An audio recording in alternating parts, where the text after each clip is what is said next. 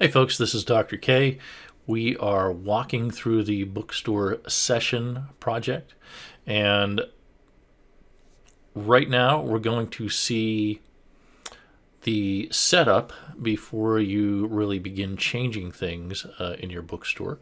We have three resources provided. We have the shopping cart. We have the shopping cart item class. These are both Java classes. We have the cart servlet, and you need to provide cart JSP. You've probably done that in a previous project, but the rest of everything you see here, you've done in the Bookstore DAO project. So we've got the Bookstore DAOs under book and category. So those should all be imported into this project, and you'll just have to add those three resources and a cart JSP page. So let's go through those one at a time. We have the shopping cart item class, and that holds a book and it holds a quantity. Okay, so that book is a book from the database, and the quantity is just the number of books the customer wants to purchase. And you see we have some getters and setter methods. We have get book ID, we have get price, get quantity, set quantity. You can get the total, and you can basically get anything from book by getting the book itself. So you can get the primary key, you can get the title, you can get the author from that. Very simple class. Let's take a look at shopping cart. Okay, a shopping cart holds a list of shopping cart items. It keeps track of the number of items and the total, the price of all of those items. And we've got a constructor here. Let's see what else we've got. We've got add item method, which adds an item to your shopping cart.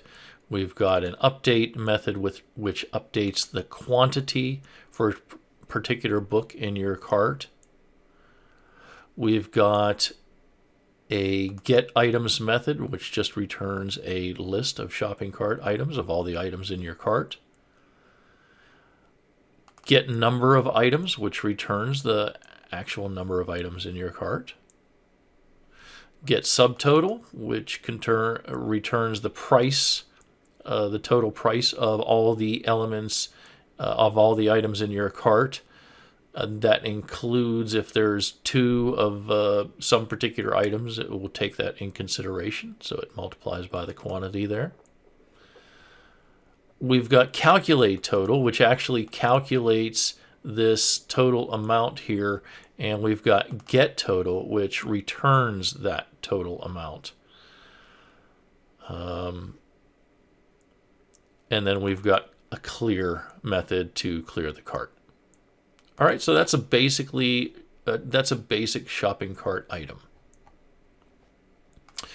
In the cart page that I have, everything is hard-coded. So it says here your shopping cart has 3 items. It's got the continue shopping button, proceed to checkout button.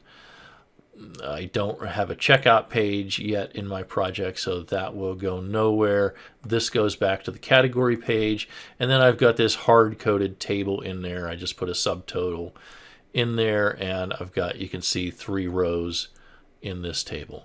Everything's hard-coded, nothing's dynamic. We're going to change that to make things dynamic.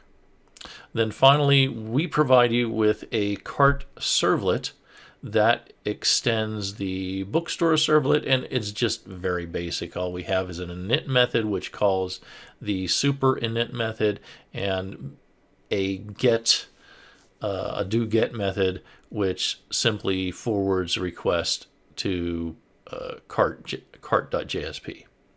Okay? And that's it. That's kind of how your project should be set up before we start changing things. Okay, when I run my project before I change anything, I've got my main page right here, my home page, and I can get to the category page by either typing in a category or just clicking on this search button here. And there are my books for my classics category. You can see that I can change categories here. That's fine. These add to cart buttons do basically nothing. They do not work. That will change.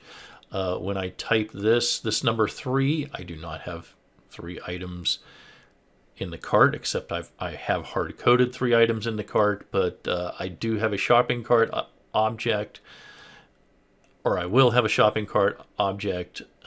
I haven't put anything in my cart yet. Anyway, when I click on this, again, it does nothing. I can get to the cart page because I've got that cart servlet by just simply typing in cart here, and that will take me to the cart page. You can see I got a continue shopping button, which takes me back to the category page, and I've got a proceed to checkout button, which takes me to the checkout page, which doesn't exist. And all this stuff is hard-coded in, but at least you can see what my table is going to look like. I've got the title, the price, and when there's more than one item, I got this times two thing, and I've got increment and decrement buttons, unlike some of your projects that may have just an update field and an update now button or something like that. That is fine. Either one of those are fine. I'm just going to go through changing this. So that's kind of what your project should look like when you actually run it.